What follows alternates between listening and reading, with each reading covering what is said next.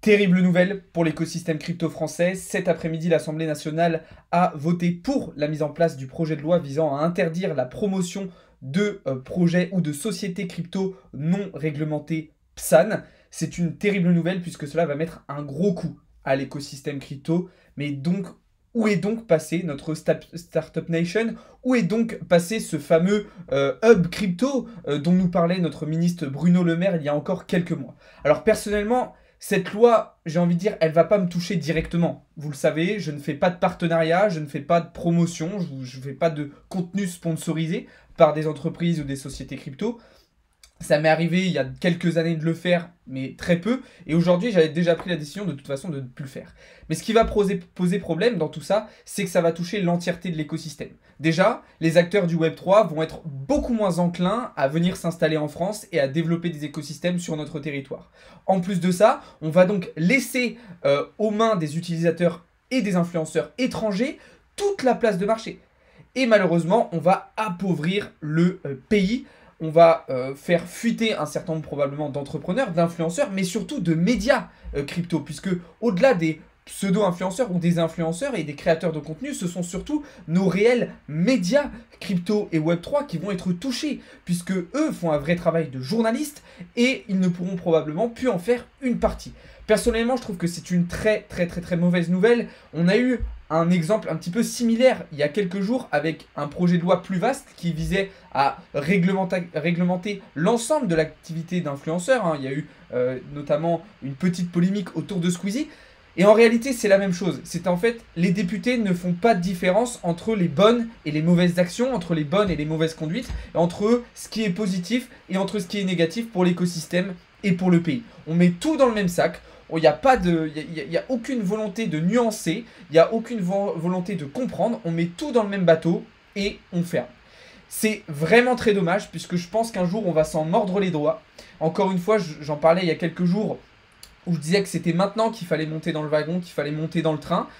Pourquoi? Parce qu'il y a probablement d'autres pays qui vont prendre beaucoup d'avance sur nous. Et dans 10-15 ans, quand ce secteur-là, cette industrie-là, cet écosystème-là, il se sera développé à l'échelle du monde, et ben on s'en mordra les doigts et on sera là en train de se plaindre, en train de dire pourquoi c'est tel pays qui domine, pourquoi c'est tel pays qui décide. Et bien tout simplement puisqu'on n'aura pas saisi les opportunités sur le moment. Voilà, personnellement, encore une fois, ça ne va pas me toucher directement, mais je trouve que c'est vraiment dommage d'avoir ce projet de loi et surtout la manière dont il a été fait. Surtout que, comme l'a dit Asher, au vu des débats et des échanges qui avaient été faits entre acteurs du marché et entre députés, bah, les échanges étaient plutôt positifs, étaient plutôt progressistes. Et au final, aujourd'hui, on se rend compte que ces débats n'ont servi à rien, ces échanges n'ont servi à rien, et que visiblement, il y a une volonté vraiment de se fermer à tout ça. Bref, il va y avoir du combat à mener, il va y avoir des choses à combattre, à obtenir, parce que ça serait vraiment dommage pour notre pays de voir tout ça tomber en miettes, sachant que oui, il n'y a pas que du positif, oui, encore une fois, il y a des personnes malhonnêtes qui ont fait des placements de produits qui ont mis en avant des projets qui étaient des scams, mais c'est pas la majorité. Et encore une fois, oui, il faut protéger l'utilisateur, le consommateur, mais il faut aussi protéger les acteurs, les professionnels du secteur qui travaillent justement pour le bien-être et pour le bon développement de tout ça. Je vous laisserai me dire ce que vous en pensez dans les commentaires, mais en tout cas, je trouve que c'est très dommage. Bref, on va se concentrer désormais sur le secteur crypto, sur le marché crypto, mais pas seulement, puisque cet après-midi, on a eu un certain nombre de résultats macroéconomiques. Vous savez, c'était un petit peu le big event de la semaine. 3 résultats à surveiller aujourd'hui: PCE Core, PIB américain et inscription hebdomadaire au chômage. PCE Core, je vous le rappelle, c'est représentatif de l'inflation. Donc inflation plutôt en baisse, d'accord, 4,4% contre 4,70% précédemment, mais tout de même au-dessus du consensus des analystes qui tablait sur 4,3%. Du côté du PIB, 2,6%, donc un PIB qui continue de diminuer, contre 2,7% attendu et 3,2% précédemment. Et du côté du chômage, on a donc 198 000 inscrits contre 191 000 précédemment et 196 attendus. Donc pour résumer, on a une inflation qui diminue mais moins que prévu, une croissance qui ralentit fortement et là plus que prévu, et on a des inscriptions et on a du chômage qui remonte. Du coup, comment lier tout ça? Eh bien effectivement, comme on l'a déjà répété, le chômage est un outil pour contrer l'inflation. Plus de chômeurs, moins de gens qui consomment, des prix qui baissent, voilà, moins de demandes, du coup des prix qui baissent. Donc ça, c'est plutôt corrélé. La croissance, par contre, le chiffre est un petit peu étonnant, puisqu'on voyait début de semaine, quand on a eu les résultats de la confiance des consommateurs, on voyait des chiffres qui étaient plutôt positifs, qui montraient une confiance dans l'économie, et finalement, ça ne se traduit pas réellement dans les chiffres du PIB. Je rappelle, le PIB, c'est quand même l'indicateur par excellence pour représenter l'activité et la santé économique d'un pays. Hein. Le produit intérieur brut, somme de toutes les valeurs ajoutées du pays, c'est quand même assez représentatif. Donc pour résumer, voilà, on a une inflation qui baisse, on a une croissance qui baisse, mais on a du chômage qui monte. Donc il y a des déséquilibres. Maintenant, qu'est-ce que ça a créé sur le marché? Bah forcément un petit peu de volatilité comme on pouvait s'y attendre, notamment du côté du dollar. Le dollar qui a pris une bonne claque cet après-midi, on va regarder ça en H1, hop, enfin plutôt en M15, ça sera plus représentatif. Voilà, le dollar qui a pris quand même une bonne claque, qui a perdu pas mal de valeur encore. Ce qui est étonnant, par contre, c'est que Bitcoin a quasiment pas réagi.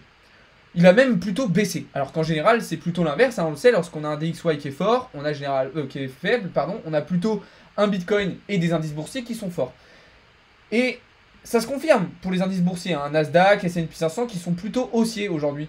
Mais par contre, pour le Bitcoin, ça ne se confirme pas. Alors, assez étonnant, peu de volume sur le BTC depuis hier. C'est vrai que ça paraît un petit peu surprenant. Alors justement, en parlant de Bitcoin, qu'est-ce qui se passe et où est-ce qu'on en est? Bah on le voit, on a break cette nouvelle structure, on a break cette nouvelle, ce haut du range en fait qu'on avait à moyen, enfin plutôt à court terme, et on est en train de revenir le tester. L'idéal pour ce soir, ce qu'on n'a pas réussi à faire hier, ça serait de faire une clôture daily justement au-dessus de cette borne haute, ce qui logiquement devrait nous permettre de partir vers les 30 000 $ dans les prochains jours. Maintenant, attention. Aujourd'hui, vous l'avez vu, on a eu des résultats macroéconomiques importants, mais demain, on en aura aussi. Puisque demain, on aura un certain nombre de résultats d'inflation un petit peu partout en Europe, du chômage aussi, vous voyez ici, Allemagne, Italie, Union Européenne en général. Et demain après-midi, à 14h30, on aura l'indice des prix à la consommation des ménages et l'indice des prix... non, il n'y a pas les indices des prix à la production, pardon.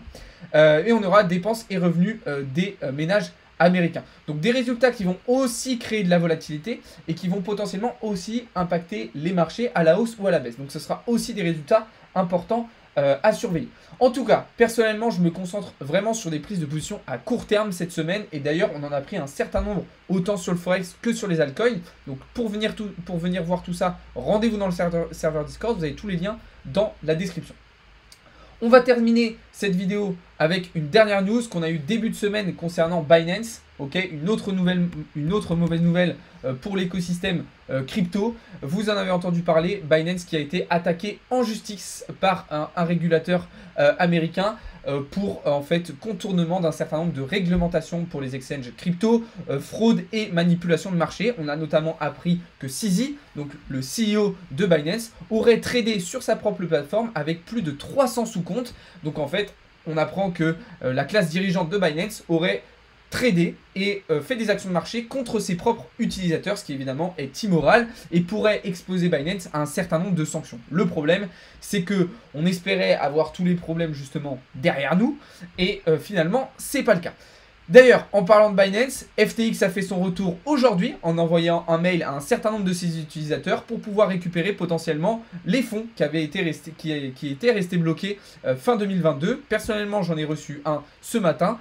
À voir, est-ce que FTX est réellement back to the game? Dites-le moi dans les commentaires et dites-moi aussi si jamais FTX était amené à relancer ses services, est-ce que vous seriez enthousiaste et est-ce que vous seriez prêt à retourner sur la plateforme et à continuer à l'utiliser? Personnellement, je pense que oui, je prendrai ce risque. Alors, je sais, c'est ce qu'on dit souvent, il ne faut pas ravaler son vomi, mais en réalité, que vous tradiez sur FTX, Binance ou tout autre exchange centralisé, le problème est le même. Évidemment, je ne vais pas foncer tête baissée dans FTX, je verrai un petit peu ce qui s'y passera et qui reprendra la tête de l'exchange, mais personnellement, c'est vraiment une plateforme que je trouvais géniale pour le trading, très adaptée, donc ça pourrait potentiellement être une bonne nouvelle. Voilà, pour terminer cette vidéo, je rappelle que demain, avec Sandro et Nico, deux autres membres de l'équipe Blockchain Capital, on sera au salon de l'analyse technique et des prévisions boursières à Paris. Donc si vous y êtes aussi, n'hésitez pas à venir nous voir. Il y aura plein de super intervenants, des très bonnes conférences. Donc ça va être super intéressant. Sur ce les amis, merci beaucoup d'avoir regardé cette vidéo. N'hésitez pas à vous abonner, à lâcher un petit like et à me poser vos questions dans les commentaires. Je vous laisse aussi rejoindre le serveur Discord. Vous avez tous les liens dans la description. Bonne fin de journée à toutes et à tous les amis, c'était Alex de Crypto Learning.